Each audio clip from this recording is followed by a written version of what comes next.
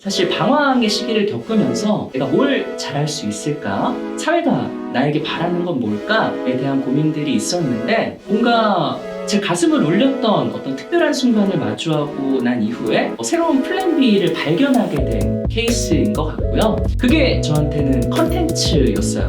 네, 안녕하세요 여러분. 저는 크리에이터 도티이자 샌드박스 네트워크의 공동 창업자 그리고 도티의 플랜 B의 이제는 저자라고 해도 될까요? 여러 가지 일들을 열심히 하고 있는 나희선이라고 합니다. 반갑습니다. 되게 힘들고 지친 시기에 나를 위로해주던 TV 프로그램 하나 그리고 컨텐츠가 얼마나 소중한지를 느꼈고 나도 저 세상에서 일을 하고 싶다. 미디어 기업의 브랜드 슬로건이었던 문화를 만듭니다 라는 타이틀의 매료가 돼서 저런 훌륭한 일을 하는 기분은 어떤 걸까에 대해서 관심을 가지게 됐고 이제 그렇게 방송국 PD로서의 스펙을 따라가다가 유튜브라는 세상이 있네? 굉장히 흥미로운데? 뭔가 이 세상에서 나도 특별한 자기소개서의 한 줄을 만들 수 있지 않을까? 라는 생각으로 시작했던 일이 이렇게 커져버렸네요. 처음에는 정말 그냥 다채널 미디어에 입사하려고 공모전이나 특별한 스펙이 없었기 때문에 유튜브의 구독자 1000명 모으면 자기소개서에 특별한 한 줄이 되지 않을까? 남들은 없는 독특한 스펙이 되지 않을까? 라고 시작한 일이었는데요. 이게 제 인생의 새로운 터닝포인트가 될 줄은 당시에는 잘 몰랐죠.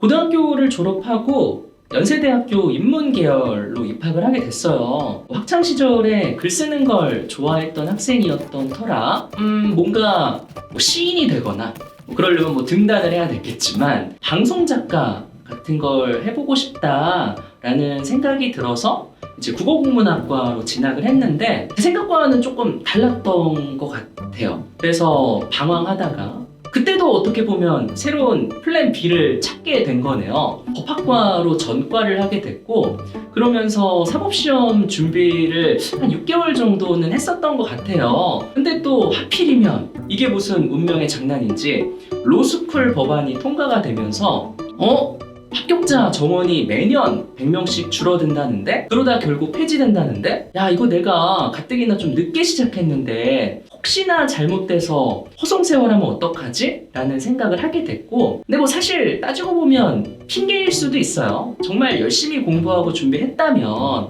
정원이 주는 거랑 상관없이 합격할 수 있었겠지만 그렇게까지 강단이 있지는 않았던 것 같아요 당시에. 그러면서 방황하던 찰나에 군대를 가게 됐고 컨텐츠에 매료돼서 방송국 PD라는 꿈을 꾸게 됐고 뭔가 돌이켜보면 확실한 플랜 A를 쫓아갔던 인생이라기보다는 그때그때 상황에 맞는 새로운 꿈을 발견하고 또 그 과정에서 플랜 B가 플랜 A가 되기도 하고 그런 삶을 살아오지 않았나 라는 생각이 듭니다.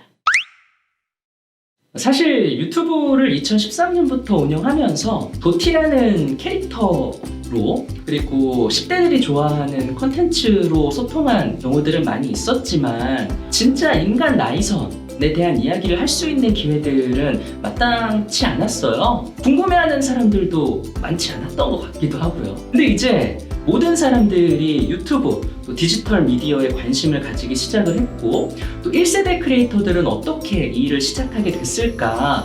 또는 이 일에 고충은 없을까? 라는 거에 대해서 관심들을 많이 가져주시더라고요. 거기다가 이제 미디어 전체 영역에서 봤을 때도 크리에이터로 대표되는 이런 인플루언서들이 이제는 종횡무진, 지상파, 케이블 또는 여러 가지 OTT 오리지널들에 등장하기도 하고 많이들 영향력을 확대해 나가는 시기인 것 같아요. 그 과정에서 저는 어떻게 크리에이터가 됐는지, 이 일을 어떻게 마주하고 있는지 그런 이야기들도 하고 싶었고요. 그뿐만 아니라 어린 시절 제 모습을 또 투영해서 나이선은 어떤 인생을 살아왔는지 그게 크리에이터가 되는데 어떤 자양분을 줬던 건지 약간 이런 이야기들을 자연스럽게 하고 싶었어요. 그러다 보니까 텍스트라는 깊이 있는 문법이 가장 많은 분들께 제 진심을 전할 수 있는 도구가 되지 않을까라는 생각을 했고 최대한 다양한 이야기들 그리고 여러분들이 조금이나마 영감을 받을 수 있는 그런 제 인생의 나날들을 솔직하게 담아 냈습니다. 나 스스로도 객관적으로 인정할 수 있는 큰 세계를 한번 보고 싶다라는 생각을 하게 됐고, 그게 이제 미국행을 하게 된 결정적인 계기였던 것 같아요. 2014년에 비드콘이라고 하는 온라인 비디오 컨퍼런스에 참여하게 되면서 야, 북미권에 있는 디지털 미디어 시장은 이미 어마어마하게 성장했구나.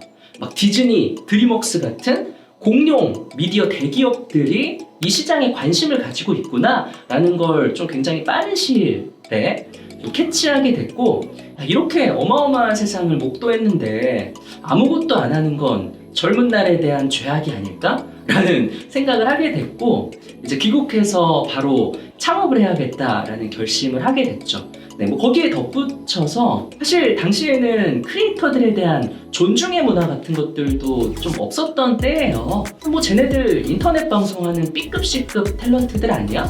뭐 쟤들이 만드는 콘텐츠가 무슨 가치가 있겠어? 그러니까 이런 시선들도 있었는데, 뭔가 회사를 만들어서 우리의 브랜드로 좋은 콘텐츠를 많이 만들면 사람들이 인정해주지 않을까? 개인으로 하기보다는 이제 많은 크리에이터들을 모아서 그 네트워크의 힘, 모인 매체력의 힘으로 우리가 좀 세상을 바꿀 수 있지 않을까라고 하는 또 거창한 생각들도 했던 것 같아요. 네, 그런 것들이 이제 큰 계기가 돼서 샌드박스 네트워크가 창업되게 된 거죠. 가장 중요한 건 크리에이터로서 누군가의 시간을 아깝지 않게 하는 일인 것 같아요. 저한테는 20분짜리 영상 하나일 수도 있지만 그 영상을 100명만 보더라도 누군가의 2000분을 책임져야 되는 일이잖아요. 그런 시간들이 사회적 비용으로 환산된다고 했을 때의 가치도 어마어마할 것이고, 누군가가 내 영상을 보기로 마음 먹었다면 최대한 즐거움을 느끼고 뭔가 의미를 가질 수 있는 영상을 만들고자 최선을 다하고 있고요. 그리고 더 나아가서는 나를 좋아해주는 사람들의 감정을 이해하는 일이 저한테는 가장 중요했던 것 같아요. 덕질의 역사를 가지고 있는 사람이다 보니까 나를 좋아해주는 사람들의 마음이 단순히 그냥 뭐 팬, 뭐 구독자 이렇게 치부되는 게 아니라 정말 한 땀 한 땀 그 감정들이 절절하게 들려올 때가 있거든요. 이 사람들이 얼마나 나에게 보내는 애정이 가치 있는가, 그리고 중요한가에 대해서도 너무 잘 알고 있었기 때문에 그런 것들을 허투루 여기지 않는 것도 저한테는 굉장히 큰 소신인 것 같아요. 그리고 하나 더, 크리에이터들의 컨텐츠가 분명히 세상을 이롭게 한다라는 생각도 가지고 있어요. 물론 그렇지 않은 경우들도 있지만 진심을 담은 컨텐츠는 사람들에게 충분한 즐거움을 줄 수 있잖아요. 그것만큼 또 세상에 가치 있는 일이 있을까라는 생각도 가지고 있습니다. 디지털 미디어가 미디어의 한 축으로 우뚝 서기를 바라는 마음이 있고요. 또 그 중심에 또 크리에이터인 도티와 그리고 샌드박스 네트워크가 있었으면 좋겠다라는 생각을 합니다. 가장 최선의 방식으로 창의력을 발현하고 또 그들이 만든 컨텐츠가 더 많은 사람들한테 사랑받고 메이저가 될 수 있는 그런 순간들을 기대하고 있고요. 뭐 이미 요즘에는 디지털과 레거시의 경계가 많이 허물어진 것 같기도 해요. 뭐 이렇게 서로 크로스오버 하면서 좋은 영향들을 주고받고 또 그 와중에 가장 이제 좋은 컨텐츠를 많이 만드는 회사, 그리고 가장 좋은 영향력을 끼치는 크리에이터이자 뭐 인물, 이렇게 되고 싶은 욕심이 있죠. 그러려면 뭐 더 열심히 해야 될 것 같고요.